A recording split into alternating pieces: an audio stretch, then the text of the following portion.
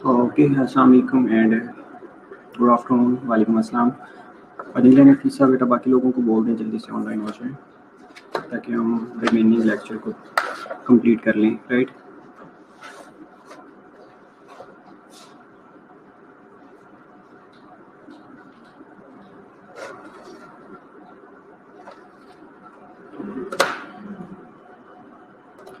Okay, हम discuss कर रहे थे रिलेटेड टू एड्स क्या होता है, HIV का रोल हमने देखा क्या HIV क्या रोल प्ले करता है, CD4 के बारे में हमने डिस्कस किया। इंस्टेड ऑफ दैट फेजेस हमने डिस्कस की, स्टेजेस डिस्कस की और थोड़ा सा पैथो के बारे में डिस्कस किया। अगेन हम पैथो के बारे में डिस्कस कर लेते हैं, राइट। ओके, बाकी लोगों को बोल दें बेटे जल्दी से ऑनलाइन हो जाए।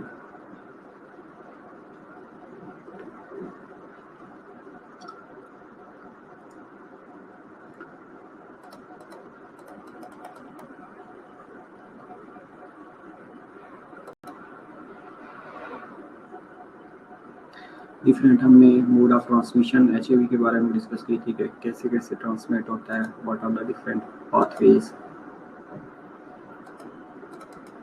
इसके अलावा अगेन थोड़ी सी बातों के बारे में रिपीट कर लेते हैं। हमने ये भी डिस्कस किया कि HIV की टू टाइप्स होती हैं। HIV टाइप 1 होता है, HIV टाइप 2 होता है। इफेक्ट कहाँ पे करता है? CD4 लिम्फोसाइट्स के ऊपर, ये CD4 T लिम्फोसाइट्स के ऊपर है। The other name of CD4 T lymphocytes are also known as T helper cells या CD4 cells या CD4 T cells।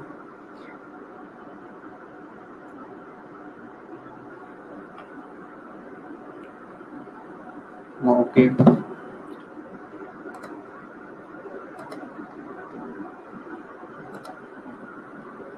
these phases are very very important।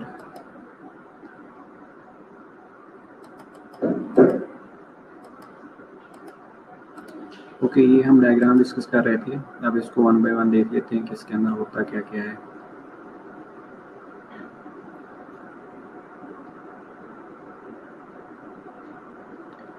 Okay, once again वालेकुम अस्सलाम to all of you. हमारा मरिया Abdullah शुबाना, welcome बेटा।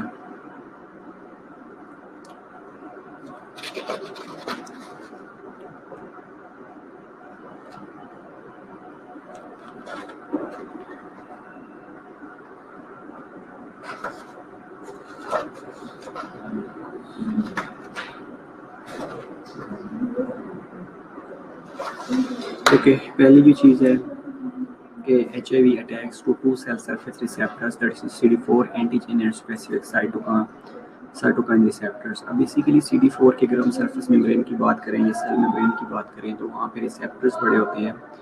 These are basically chemokine in nature. जैसे ही HIV का virus आता है तो CD4 की सरफेस के ऊपर इसने आके एडीएन करनी होती है, इसने आके अटैच होना होता है। तो इसलिए हम पहले स्टेप के अंदर बात कर रहे थे कि इसकी अटैचमेंट होती है।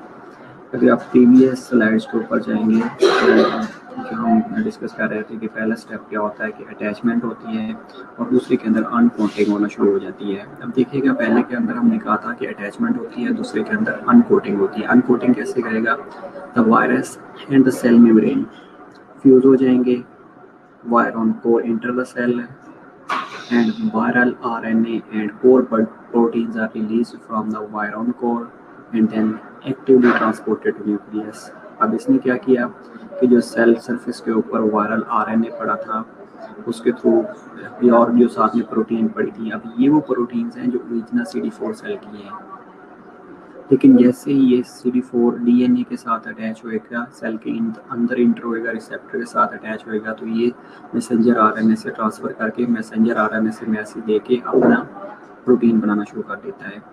थर्ड के अंदर हमने कहा था कि DNA की सिंथेसिस करता है। तो viral RNA genome is converted into double standard DNA through an enzyme unique to virus reverse transcriptase, जिसको हमने कहा था कि DNA सिंथेसिस। अब तीसरे स्टेप के अंदर बेसिकली हो रही होती है DNA synthesis. Viral RNA genome double standard DNA के अंदर कन्वर्ट हो जाता है। अब ये होगा कहाँ पे? CD4 सेल के अंदर होएगा। और एंजाइम कौन सा यूज़ करेगा? रिवर्स ट्रांसक्रिप्टेज एंजाइम यूज़ करेगा। ओके, फोर्थ पे इंटीग्रेशन होना शुरू हो जाती है। The double standard viral DNA moves into the cell nucleus. इसको हमने कहा था इंटीग्रेशन होगी। इसके बाद using a unique viral enzyme called integrase, the viral DNA is integrated into cellular DNA. ये that is the process of integration. कि वो जो वायरल एक इंजाइम इंटीग्रेज इसने यूज़ किया है और वायरल डीएनए की कॉपी बना के जो सेलुलर डीएनए था, जो CD4 सेल का डीएनए था, उसके साथ इसने सेम कॉपीज बना ली हैं और यही वो काम करेगा कि मैसेंजर आरएनए को भेजेगा, मैसेंजर आरएनए को मैसेज करेगा कि भाई आपने प्रोटीन सिंथेसिस बनानी है, आगे एलेक्स बनानी है, व्हाटएवर जो भी फंक्शन होएगा तो इसके थ्रू उसको मेंटेन करने की कोशिश करेगा। 6 पे क्या करेगा, तो viral RNA synthesised by cellular enzyme RNA polymerase using integrated viral DNA as a template. अब उसको उस डीएनए को, वायरल जो डीएनए था और एक सेल न्यूक्लियस का डीएनए था, ये CD4 का न्यूक्लियस था, तो ये वायरल डीएनए को एज ए टेम्पलेट यूज़ करेगा और उसकी इंटीग्रेशन स्टार्ट करवा देगा। उसके बाद shorter spliced RNA are transported to cytoplasm and used for production of several viral proteins that are then modified into Golgi apparatus of the cell, and full-length genomic RNA are transported to the cytoplasm. Or at the end, new viral assembly is assembled and then bud off and mature and virus is released. तो ये सारे काम हो रहे होते हैं। पहले attachment करेगा, फिर अनकोटिंग करेगा, फिर डीएनए की सिंथेसिस करेगा, इंटीग्रेशन करेगा, रेप्लिकेशन करेगा, क्लीवेज करेगा, ट्रांसपोर्टेशन होगी, बडिंग होगी, मैच्योर हो जाएगा और देन ये रिलीज होकर सर्कुलेशन में आ जाएगा। और फिर जैसे ही सर्कुलेशन में आएगा इसको CD4 सेल जहाँ मिलेंगे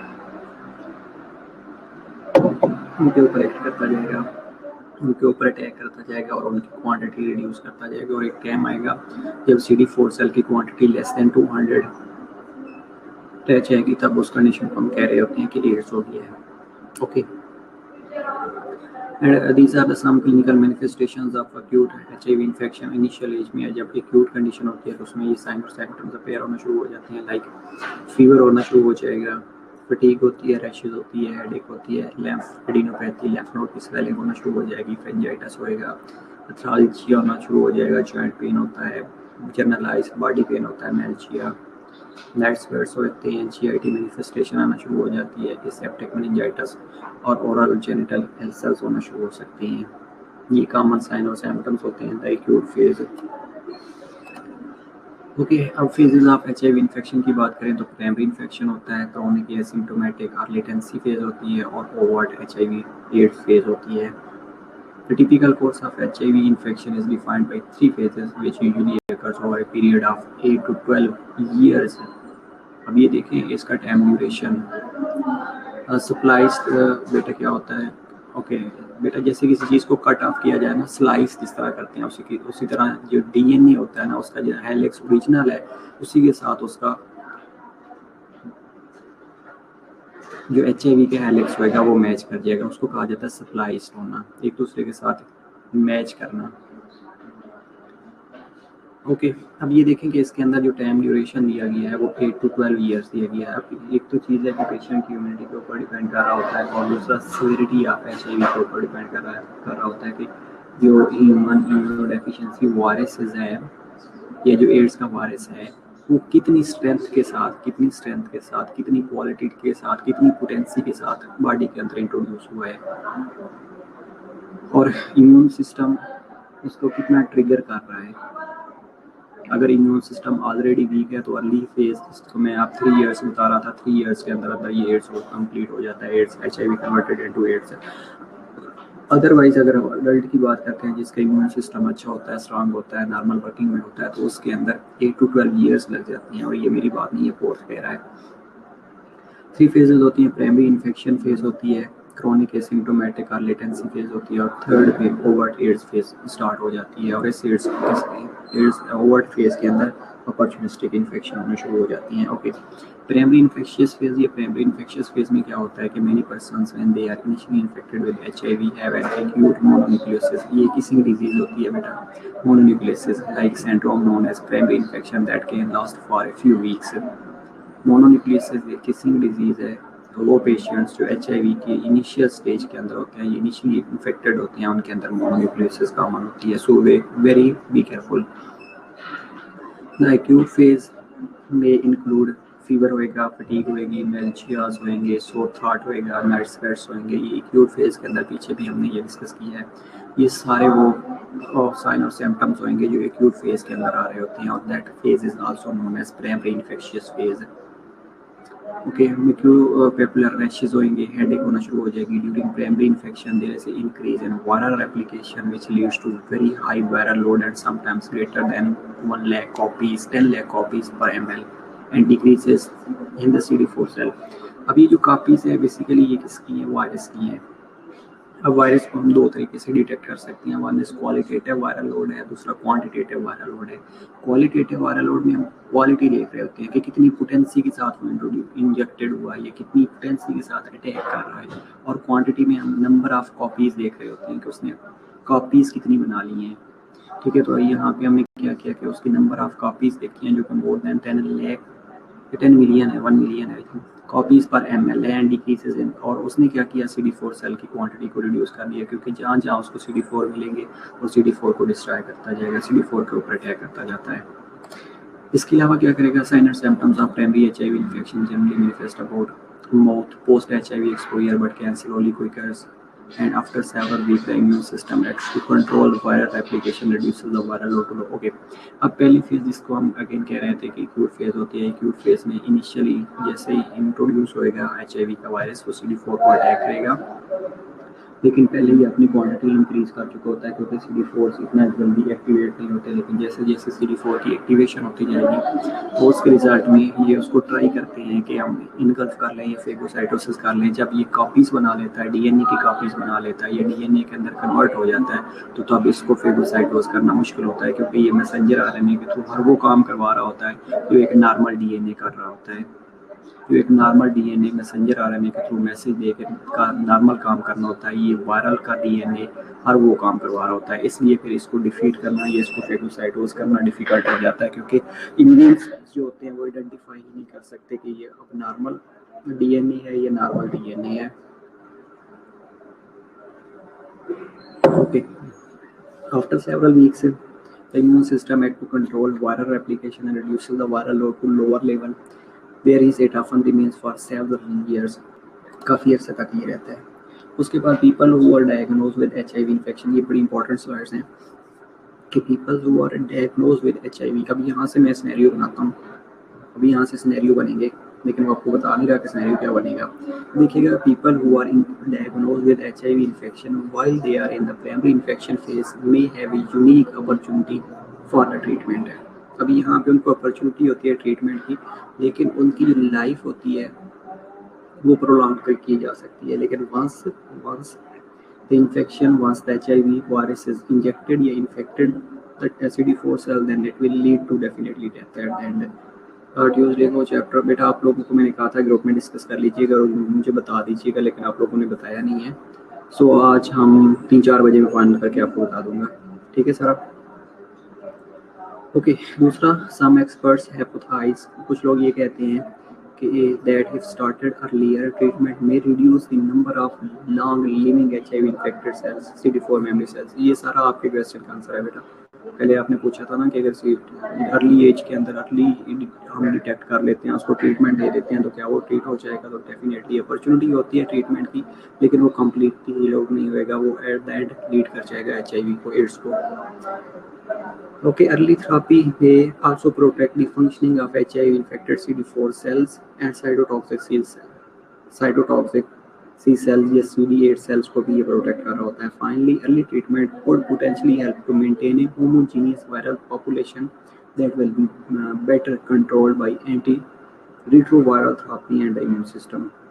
अब अगर हम उस टाइम या अगर हम अपने अर्ली डिटेक्शन इसकी करवा लिया, हमें पता चल गया कि ये अर्ली फेज के अंदर है, ये प्राइमरी फेज के अंदर है, तो हम क्या कर सकते हैं कि एंटी रिट्रोवायरल थेरेपी स्टार्ट करवा दें और वो मेडिकेशन हैं जो इम्यून सिस्टम को एक्टिव कर दें, जो इम्यून सिस्टम को स्ट्रेंथन करें। लाइक किसी चीज़ के अगर बूस्टर डोज हम दे रहे हैं तो इम्यून सिस्टम को अल्टीमेटली मोर स्ट्रेंथन कर रही होती है। तो साथ में आपने क्या करना है, एंटी वायरल थेरेपी देनी है और इम्यून सिस्टम के लिए बूस्टर डोज देते रहना है, ताकि इम्यून सिस्टम उसका स्ट्रांग रहे और जो वायरल की कॉपीज होनी है, ये वायरल RNA ने DNA के अंदर कन्वर्ट होना, ये इंटीग्रेशन होनी है, ये रेप्लिकेशन होनी है, वो ना हो। इसलिए हम लाइफ तो प्रोलॉन्ग कर सकते हैं, लेकिन अगर अपनी से कि उसको हम कम्प्लीटली ट्रीट कर सकते हैं तो there will be no possibility, there will be no opportunity for permanent treatment, right. Okay, दूसरी फेज थी क्रोनिक एसिम्प्टोमेटिक और लेटेंसी फेज। ये लेटेंट पीरियड होता है, आप लोगों ने सुना होगा कि लेटेंसी पीरियड, ये लेटेंट पीरियड होता है। The primary phase is followed by latent period during which the person has no sign and symptoms of the illness. अब इनिशियल एज के अंदर इनिशियल साइन और सिम्टम अपेयर हुए, मलेज हो गया, मेल्ची हो गया, थ्रेल्ची हो गया, फीवर हो गया, हेडेक हो गया, एसेप्टिक मेनिंजाइटिस हो गया, एक्यूट फेज के सिम्टम्स हमें पता चल गए। उसके बाद क्या होता है, लेटेंट पीरियड होता है, लेटेंट फेज होती है। लेटेस्ट फेज के अंदर पेशेंट एसिम्प्टोमेटिक होना शुरू हो जाता है। उसको ये लगता है कि मैं रिकवर कर रहा हूँ, हालांकि वो रिकवर नहीं कर रहा होता। उसके CD4 सेल की क्वांटिटी बढ़ रही होती है, लेकिन जो HIV का वायरस है वो स्लोली और प्रोग्रेसिवली अपना काम कर रहा होता है। The median time or the latent period is about 10 years. During this time, the CD4 cell count falls gradually from the normal range of 800 to 1000 cells per liter to 200 cells per microliter or lower. अब normally उसका अगर normal range देखी जाए तो 800 to 1000 sales per microlitre है, ये normal CD cell की quantity होती है। लेकिन लेटेंट पीरियड के अंदर या वो पीरियड जिसके अंदर ये पेशेंट एसिम्प्टोमेटिक हो जाता है, तो उसमें ये स्लोली और प्रोग्रेसिवली CD4 सेल को डिस्ट्रॉय करता रहता है। और एक टाइम आता है कि जब CD4 सेल की quantity less than 200 cells per microlitre रह गई है, तो उस टाइम हम कह रहे थे पेशेंट को एड्स हो गया है। Most recent data suggests that CD4 cell decline may not fall in an even slow based on the level of HIV RNA level, and factors related to variability in the decline in CD4 cell are under investigation। तो हम ये final नहीं कह सकते कि CD4 cell decline हो जाएंगे तो उसका ये मतलब है कि हमारा HIV RNA डेवलप होना शुरू हो गया है, या HIV RNA की क्वांटिटी इंक्रीज हो गई है, लेकिन ये अंडर इन्वेस्टिगेशन है। ये रिसर्चेस कुछ हैं जो अंडर इन्वेस्टिगेशन है। उसके बाद सम पीपल एक्सपीरियंसेस, इसके अलावा कुछ लोगों के अंदर लिम्फेडिनोपैथी होना शुरू हो जाती है सेम टाइम पे अंदर जब एसिम्प्टोमेटिक पेशेंट होता है, लेकिन लिम्फेडिनोपैथी इसलिए हो रही होती है कि जैसे ही वो CD4 cell with antigen lymph node में से गुजरता है तो लिम्फ नोड उसको फॉरन आइडेंटिफाई करता है, इसलिए वो अपना साइज इंक्रीज कर देता है। इवन के लिम्फेंजाइटिस होने की चांसेस भी होती हैं। PCL usually is defined as lymph node that are chronically swelling for more than 3 months in at least 2 locations, not including the crown. Okay.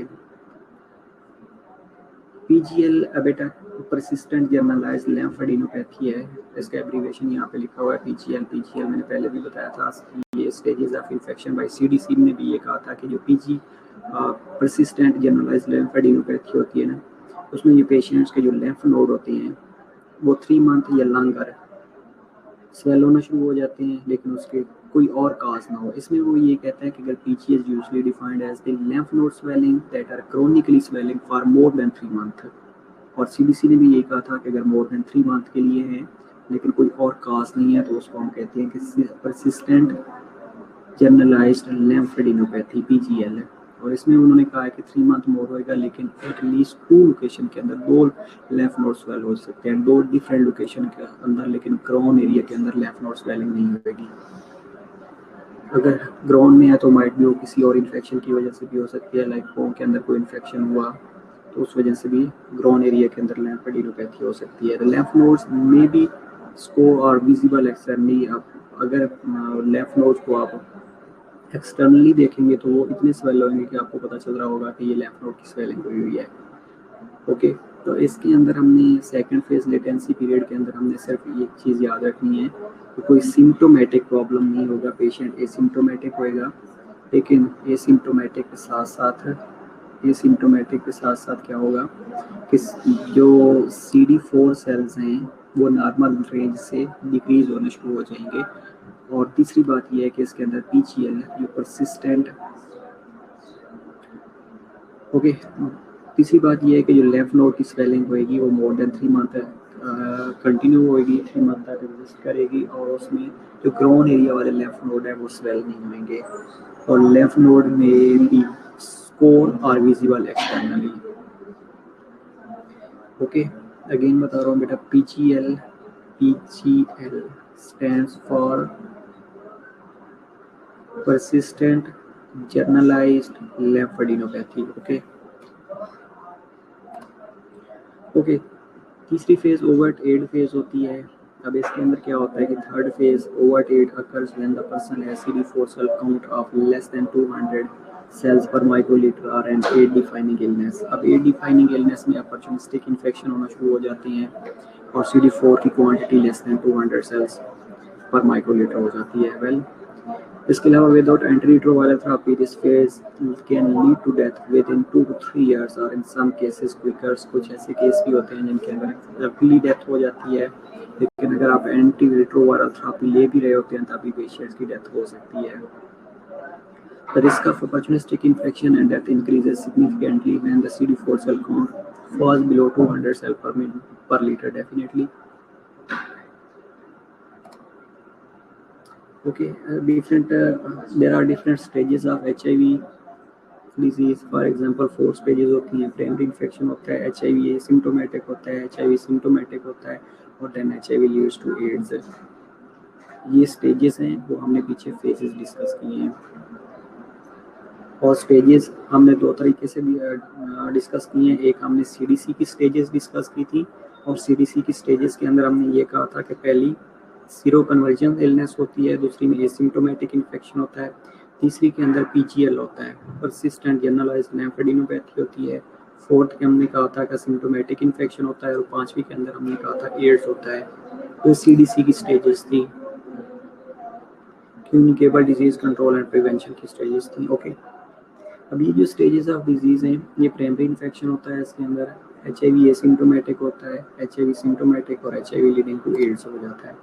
Primary phase stage 1 के अंदर क्या होता है, सिम्टम्स फ्लू लाइक होना शुरू हो जाती हैं। ये भी वही CDC वाली की तरह ही है, लेकिन इसमें इंपॉर्टेंट ये है कि एक विंडो पीरियड होता है। Occurs 1 to 6 weeks after the infection, उसमें भी उन्होंने कहा था उन्होंने इसमें ये स्टेज 1 ये प्राइमरी इन्फेक्शन का नाम दिया है और CDC वालों ने कहा था कि ये सीरो कन्वर्जन फेज इलनेस होती है, ये सीरो कन्वर्जन फेज होती है। उसमें भी कहा था कि 1 to 6 वीक तक होती है, लेकिन फ्लू लाइक सिम्टम्स अपीयर होना शुरू हो जाती हैं। अब इसमें उन्होंने कहा है कि विंडो पीरियड होता है। Lack of HIV antibodies test negative but highly contagious. Patient अगर उसका टेस्ट करवाया जाएगा ना तो वो नेगेटिव आएगा, लेकिन HIV एंटीबॉडीज नहीं बनी होगी, लेकिन पेशेंट हाईली कंटीजियस होएगा। अब जैसे इनिशियली HIV का वायरस इंट्रोड्यूस होने के बाद उसने जाके CD4 को अटैक किया और अभी अटैचमेंट उसकी हुई है, अनकोटिंग नहीं हुई। अटैचमेंट के होने के रिजल्ट में मीन के ब्लड के अंदर HIV का वायरस तो मूव कर रहा है, लेकिन अनकोटिंग उसने अभी तक नहीं की। अब जब तक अनकोटिंग नहीं करेगा तो अल्टीमेटली एंटीबॉडीज नहीं बनेंगी, CD4 सेल की क्वांटिटी नहीं बढ़ेगी, तो टेस्ट नेगेटिव आ जाएगा, लेकिन पेशेंट हाईली कंटीजियस होगा। That is known as window period. दूसरा period of rapid viral replication and dissemination through the body. दूसरे पीरियड के अंदर वायरल रेप्लिकेशन होना शुरू हो जाएगी और तीसरा वायरल सेट पॉइंट होएगा। वायरल सेट पॉइंट में ये होगा कि वायरस HIV की क्वांटिटी और जो इम्यून रिस्पांस है ये दोनों इक्वल हो जाती हैं। एक टाइम आएगा वायरल सेट पॉइंट में कि जब इम्यून रिस्पांस और HIV की क्वांटिटी ये दोनों की स्ट्रेंथ जब इक्वल हो जाती है तो उसको कहा जाता है वायरल सेट पॉइंट। स्टेज 1 के अंदर हमने 3 चीज़ें डिस्कस की हैं। पहली, पेशेंट के अंदर फ्लू लाइक सिम्टम होंगी और एग्जिस्ट करेंगी कि कब अकर होंगी 1 to 6 वीक्स के अंदर आफ्टर इन्फेक्शन। दूसरा हमने विंडो पीरियड के बारे में बात की है। तीसरा हमने वायरल की रैपिड रेप्लिकेशन और dissemination through the body mean के स्प्रेड होना, डिसेमिनेट करना, एक जगह से दूसरी जगह से मूव करना। और तीसरा चौथी हमने चीज़ वायरल सेट पॉइंट की बात की है। वायरल सेट पॉइंट में HIV और इम्यून रिस्पांस दोनों इक्वल हो जाती हैं।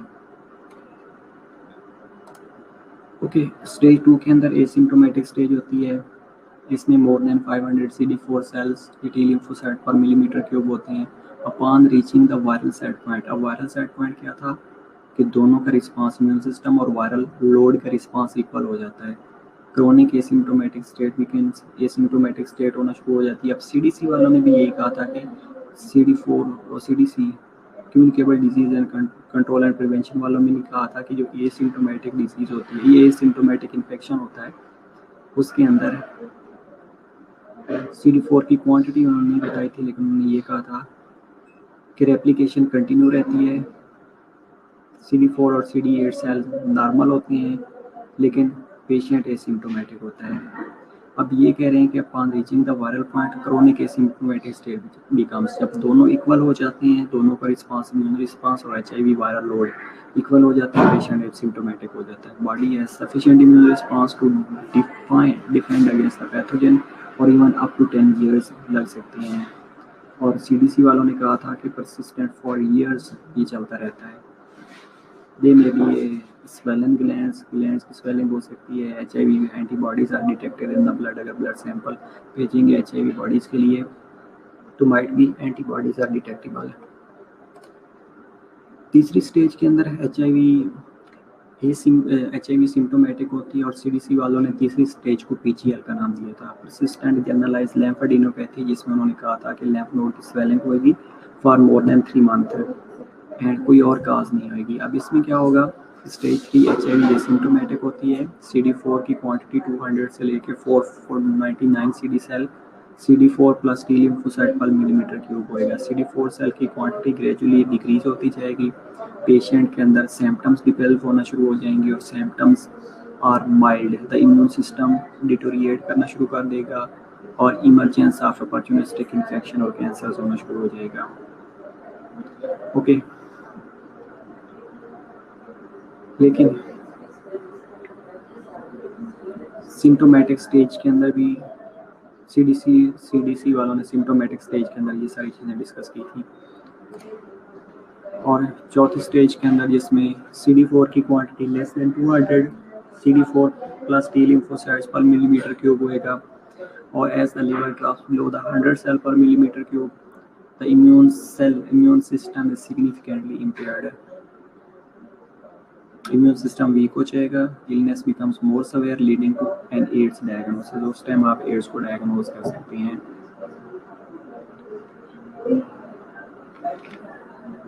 ओके तो हमने क्या किया, कंपैरिजन भी कर लिया साथ में CDC वालों का भी।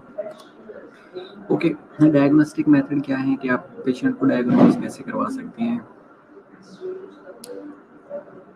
The diagnostic method used for HIV infection includes laboratory method to determine infection and clinical method to evaluate the progression of the disease. Okay. Most accurate and inexpensive method for identifying HIV infection is HIV antibody test. आप simple HIV antibodies करवा लें, आपको पता चल जाएगा। तो अगर तो रिएक्टिव है अल्टीमेटली पॉजिटिव है पेशेंट, अगर नॉन रिएक्टिव है तो नेगेटिव है, सिंपल। लेकिन फॉल्स पॉजिटिव और फॉल्स नेगेटिव रिजल्ट भी आ सकती हैं। The first commercial assay for HIV were introduced in 1985 to screen donated blood, and since then the use of antibody detection test has been expanded to include evaluating person at risk for HIV infection। जिस तरह hepatitis के लिए kit use होती है ना, कि kit से आपको पता चल जाता है कि पेशेंट पॉजिटिव है या नेगेटिव है, same kits are used for HIV detection. इसके अलावा HIV antibody test procedure consist of screening with enzyme amino acid EIA also known as enzyme linked immunosorbent assay, ELISA भी कहा जाता है, followed by confirmatory test, the Western blot assay, which is performed if the ELISA is positive। पहली चीज़ कि आपने EIA करवाना है या ELISA करवाना है। अगर ELISA पॉजिटिव आ गया है तो फिर आपने वेस्टर्न ब्लॉट एसे की तरफ जाना है, जो कि EIA को कंफर्म कर देता है कि ये वाकई पॉजिटिव है। In the light of psychological issues related to HIV infection and AIDS, sensitivity and confidentiality must be maintained where the testing is implemented।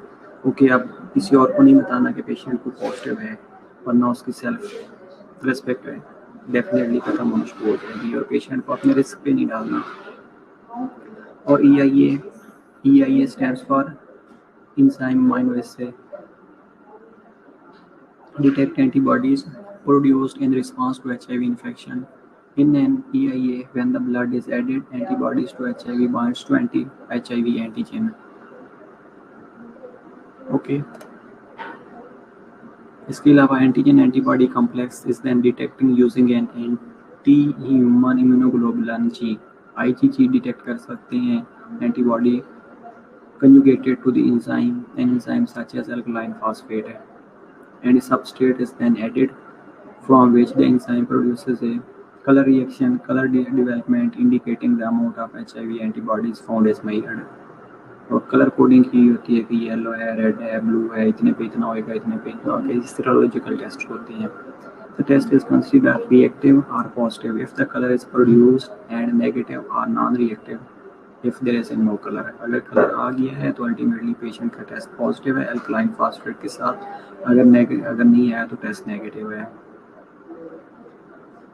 EIE tests have high false positive rates. Some samples that are repeatedly reactive are tested by confirmatory tests such as the Western blot test किया जा रहा होता है and इसके अलावा PCR की तरफ चले जाते हैं. PCR polymerase chain reaction is a technique for detecting HIV DNA detect कर रहे होते हैं. अब ये DNA क्वालिटेटिव भी होता है, क्वांटिटेटिव भी होता है. And PCR detects the presence of virus rather than the antibody to the virus. अब इसमें क्या करना है, DNA में PCR ने क्या डिटेक्ट करना होता है कि वायरस की क्वांटिटी कितनी है या क्वालिटी क्या है, नंबर ऑफ कॉपीज कितनी बन चुकी हैं.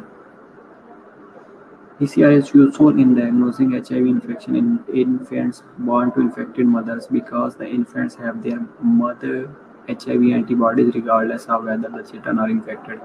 Because the amount of viral DNA in the HIV infected cell is small compared with the amount of the human DNA. Drug detection or viral genetic. Okay.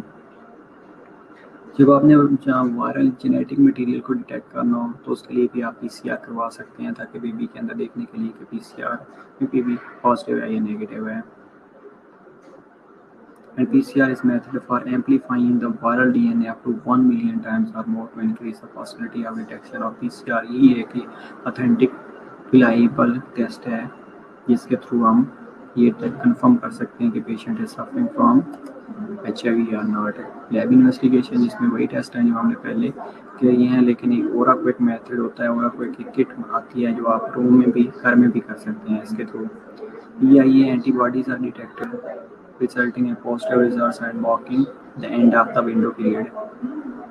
जैसे patient symptomatic हो जाएगा, window period से निकल जाएगा तो ये होगा तो उसके अंदर एंटीबॉडीज डिटेक्ट होंगी. दूसरा वेस्टर्न ब्लॉट टेस्ट के बारे में हमने बात की है जो कि एंटीबॉडीज को डिटेक्ट करता है and use to confirm EIA.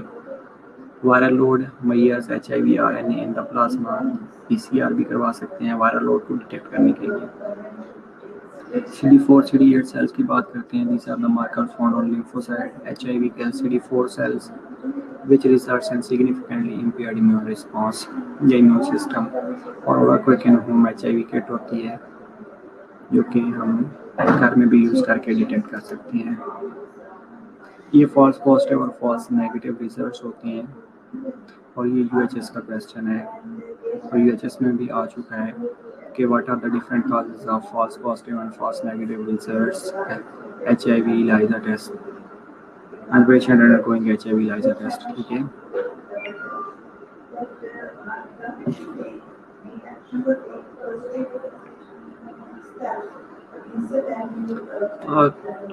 एक मिनट वेट कीजिएगा प्लीज.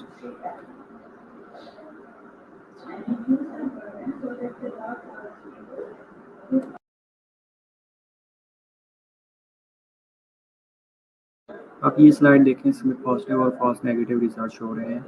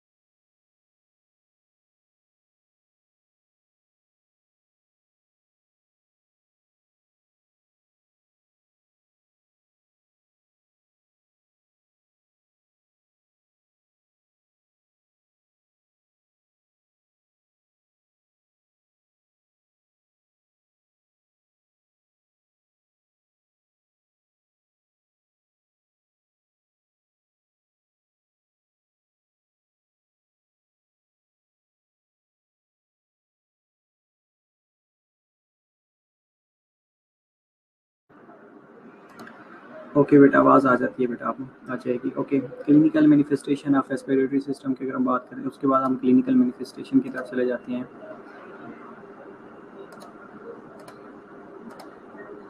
अगर रेस्पिरेटरी प्रॉब्लम होंगी, एक मिनट, ये बेटा एक स्लाइड और इसमें थी, वो मेरा ख्याल है नेक्स्ट।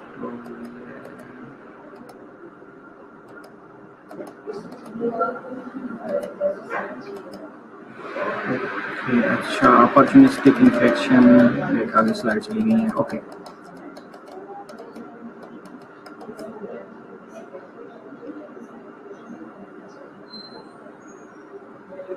नहीं तलहा ये आइडेंटिफाई कर रहा होता है कि ये फॉल्स पॉजिटिव है, ये नेगेटिव है।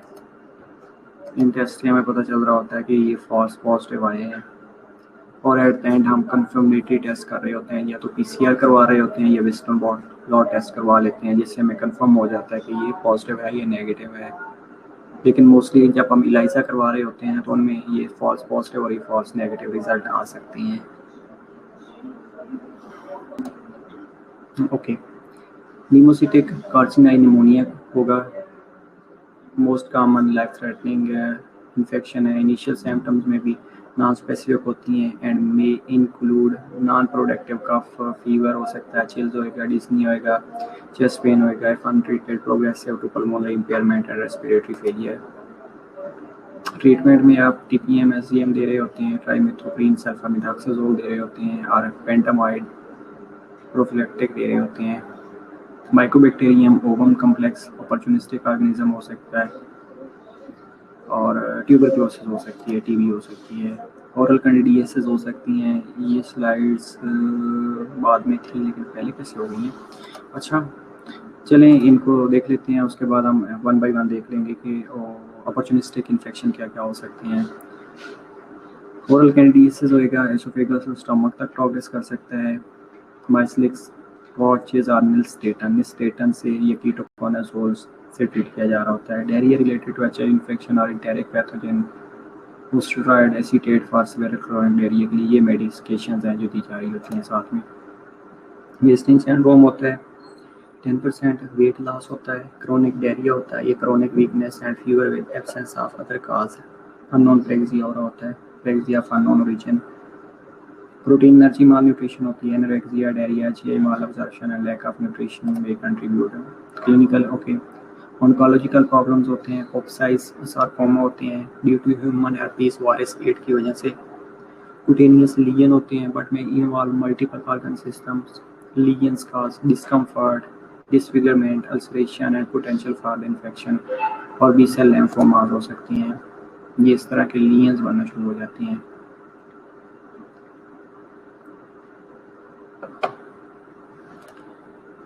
इसके अलावा न्यूरोलॉजिकल मैनिफेस्टेशन में पेरिफेरल न्यूरोपैथी होगी, एचआईवी एन्सेफेलोपैथी, एड्स, डायमेंशिया कॉम्प्लेक्स होना शुरू हो जाता है। आवाज़ आ रही है बेटा और शिवाना? Okay, progressive cognitive behavioural and motor declinement होना शुरू हो जाएगी, probably directly related to HIV infection. Streptococcus new forms होना शुरू हो जाएगा स्पेशली बच्चों के अंदर। स्ट्रेप्टोकोकल मेनिंजाइटिस होना शुरू हो जाएगा। प्रोग्रेसिव मल्टीफोकल ल्यूकेमिया एन्सेफेलोपैथी हो सकती है। वायरल डैमेज या वाइट मैटर और मल्टीपल लीजन्स हो सकते हैं। डिप्रेशन हो सकता है पेशेंट को। Okay, opportunistic infection. These slides are again very important. Opportunistic infection begin to occur as the immune system becomes severely compromised. अब क्वेश्चन ये आएगा कि opportunistic infection क्या है और कब occur होंगे, कौन कौन से opportunistic infections हो सकते हैं। ये स्लाइड 2-3 बहुत इंपॉर्टेंट है बेटा, और ये यूएचएस का अगेन क्वेश्चन पूछा जा सकता है, आपके फाइनल टर्म में भी आ सकता है। The number of CD4 cell directly correlates with the risk of development of opportunistic infection. In addition, the baseline HIV or RNA level contribute and serve as an independent risk factor. Opportunistic infections. Okay, बेटा sure बता दूंगा मैं। Opportunistic infection involves common organisms that do not produce infections unless there is impaired immune system. उनको कहा जाता है opportunistic infection. Although the person with the AIDS may live for many years after the first serious illness, as the immune system fails, These opportunistic illness becomes progressively more severe and difficult to treat. अब इनके अंदर opportunistic infections are most often categorized by the type of organism. Fungal है, protozoal है, bacterial है या माइक्रोबैक्टीरियल है, viral है. अगर बैक्टीरियल और माइक्रोबैक्टीरियल opportunistic infections हैं तो उनके अंदर इन्फेक्शन इंक्लूड बैक्टीरियल निमोनिया हो सकता है, साल्मोनेलोसिस हो सकता है, बर्टोनोलोसिस हो सकता है, माइक्रोबैक्टीरियम ट्यूबरक्लोसिस हो सकता है, माइक्रोबैक्टीरियम ओवन हो सकता है. इसके अलावा फंगल opportunistic इन्फेक्शन है तो उसके अंदर कैंडिडियासिस हो सकता है, कोकोसिडियोमाइकोसिस हो सकता है, क्रेप्टोकोकोसिस हो सकता है, हिस्टोप्लाज्मोसिस हो सकता है, इंसुलियोसिस हो सकता है, नीमोसाइटिस हो सकता है. ये फंगल और बैक्टीरियल इन्फेक्शन की डिवीजन भी आ सकती है. प्रोटोजोआ opportunistic इन्फेक्शन हो सकती हैं लाइक क्रेप्टोस्पोरोडियोसिस हो सकता है. ये सारे और वायरल इन्फेक्शन में इम्पोर्टेंट साइटोमेगालोवायरसेस की वजह से हो रहे होती हैं. CMV साइटोमेगालोवायरसेस, herpes simplex और zoster वायरसेस हो सकता है, ह्यूमन पैपिलोमा वायरसेस हो सकते हैं, and GC viruses. The causative agent of progressive multifocal leukoencephalopathy GC viruses है.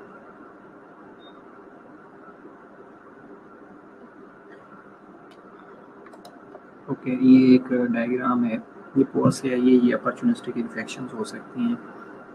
ये कम्युलेटिवली एक अगर समरी दी जाए तो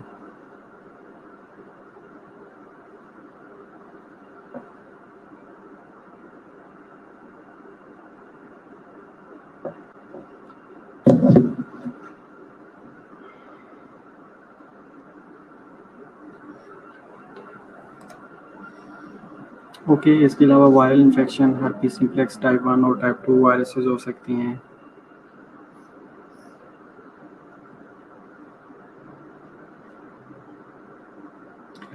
रेसिला zoster viruses, chickenpox, cytomegalovirus, hepatitis हो सकती हैं. बैक्टीरिया इन माइक्रोबैक्टीरिया ये वही है, उन पीछे हमने डिस्कस की हैं, उनको आगे इलेबोरेट किया गया है. फंगल में ये सारी चीज़ें आ रही होती हैं. पैरासाइट में टैक्सोप्लाज्मोसिस और क्रिप्टोस्पोरोडियोसिस हो सकता है. ओके, वेरी इंपॉर्टेंटली प्रिवेंट कैसे करना है आप लोगों ने. पहली चीज़ के स्टैंडर्ड प्रिकॉशन लेनी है, सेफर सेक्स प्रैक्टिसेस के लिए इंकरेज करना है और सेफर बिहेवियर के लिए. Abstain from sharing sexual fluids, reduce the number of sexual partners to one, always use condom and do not share drug injection equipments. and वो अपनी चीज़ें प्रिवेंट करनी हैं जो कास्टिव एजेंट्स हैं जिनकी वजह से प्रॉब्लम हो रहा होता है. Blood screening and treatment of blood products are important. Medical management में treatment and protocols are continually involving anti retroviral drugs दे रहे होती हैं आप. न्यूक्लियोसाइड रिवर्स ट्रांसक्रिप्टेज इनहिबिटर जो मैंने आपको पिक के ऊपर दिखाया कि ये चीज़ें जो ट्रांसक्रिप्टेज रिवर्स ट्रांसक्रिप्टेज इनहिबिटर्स दे रही होती हैं. Non nucleoside reverse transcriptase inhibitors दे रहे होते हैं. प्रोटीएज इनहिबिटर्स दे रहे होती हैं. इसके अलावा इंटीग्रेज इनहिबिटर्स दे रहे होते हैं. यूज़ ऑफ कॉम्बिनेशन थेरेपी दे रहे होते हैं. बेटा आवाज़ ठीक आ रही है. Okay, our management also focuses upon the treatment of specific manifestation and condition related to disease. Okay, अगर हम सारा हम समराइज करते हैं कि हमने पढ़ा क्या है. HIV के बारे में हमने पढ़ा है. HIV क्या है? एक रेट्रोवायरस है that infects the body CD4 cell and macrophages. HIV genetic material becomes integrated into the host cell DNA.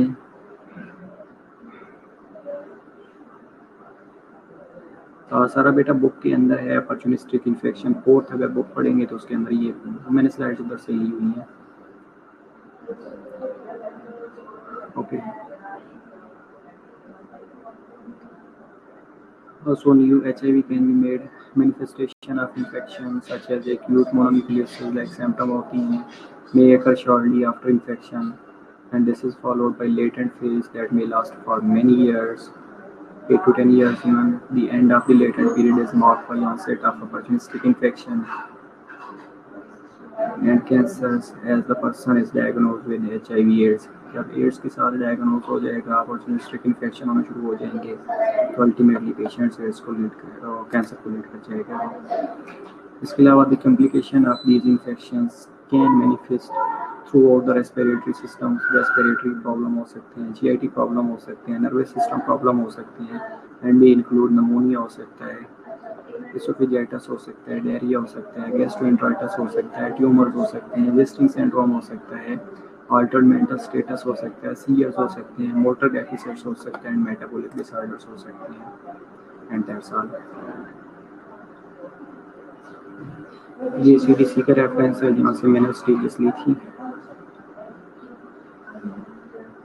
और ये फोर्थ से ही रेफरेंसेस हैं, फोर्थ के चैप्टर के एंड से रेफरेंस लिया गया है। Okay, summary is very very important, complication is very very important. ये सारी चीज़ें आप देख लीजिएगा और फाइनली डिसाइड कर लीजिएगा कि कमिंग ट्यूसडे को आपने किस चैप्टर का टेस्ट देना है।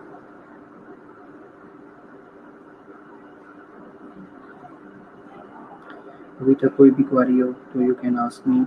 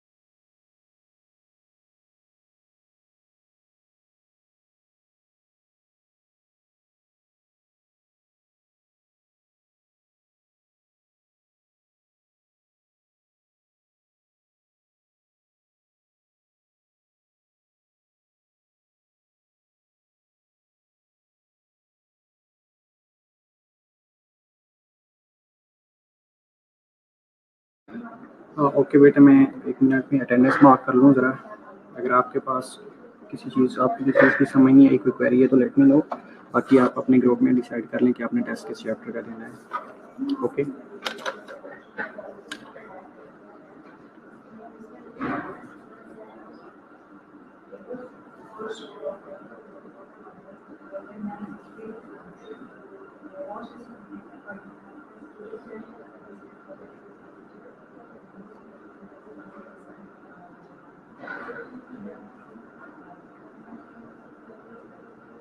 मारियम महीन नहीं है ना? मारियम महीन,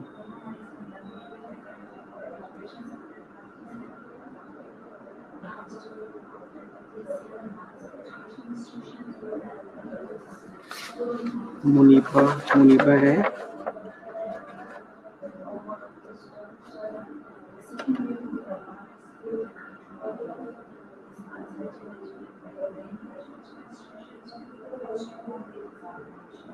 ओके शुभाना बेटा, 1 मिनट दे दे, मैं बता देता हूँ।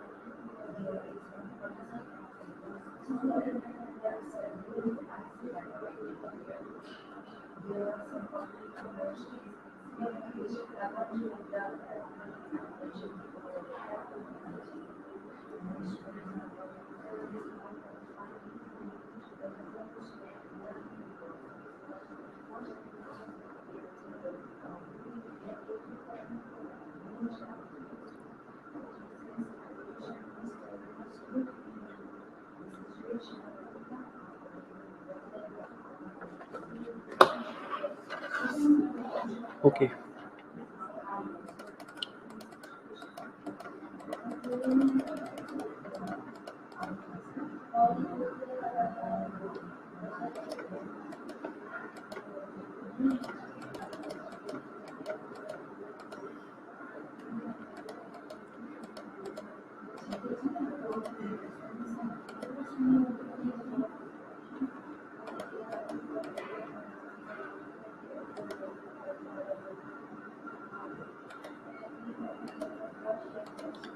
बेटा ये वाली स्लाइड की बात कर रहे थे, ये फॉल्स पॉजिटिव या फॉल्स नेगेटिव की बात कर रहे थे शिवाना बेटा?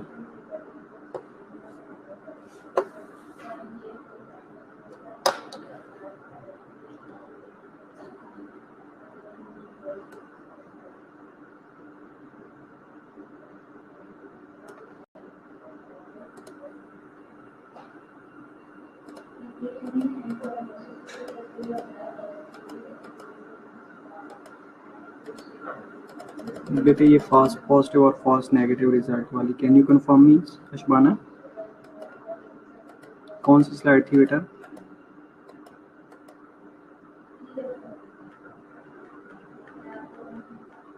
इससे पहले हम डायग्नोस्टिक टेस्ट की बात कर रहे थे, डायग्नोस्टिक मेथड्स की बात किए।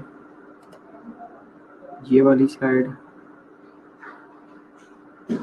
इसमें EIA टेस्ट, ये टेस्ट हैं बेटा जिससे हम डायग्नोज कर रहे होते हैं। EIA अगर पॉजिटिव या नेगेटिव रिजल्ट्स आ जाते हैं तो उसके लिए हम कंफर्मेटरी टेस्ट करते हैं, that is known as western blot test. उसके बाद PCR करवाते हैं जिसमें हम वायरल लोड को देख रहे होते हैं, ये CD4 CD8 का लेवल देख रहे होते हैं, और पूरा कोई टेस्ट होता है जो कि आप घर पे भी कर सकते हैं। शिवाना यू है manifestation of respiratory, okay manifestation of respiratory बेटा ये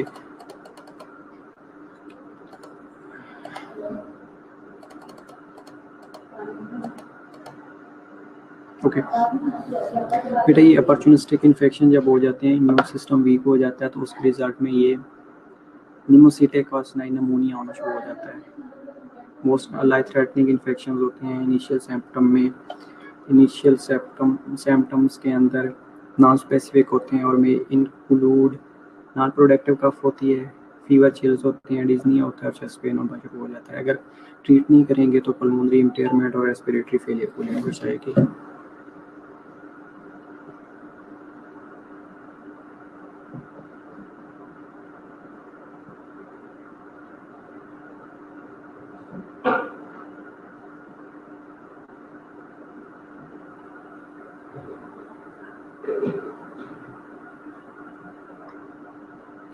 Okay, see you.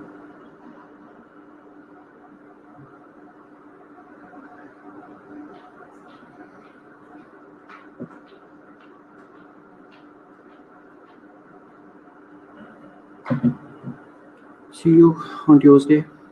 Have a blessed weekend. याद रखिएगा और पढ़ना है आप लोगों ने और मुझे टेस्ट बता दीजिएगा कि किस चैप्टर का देना है। Okay bye bye.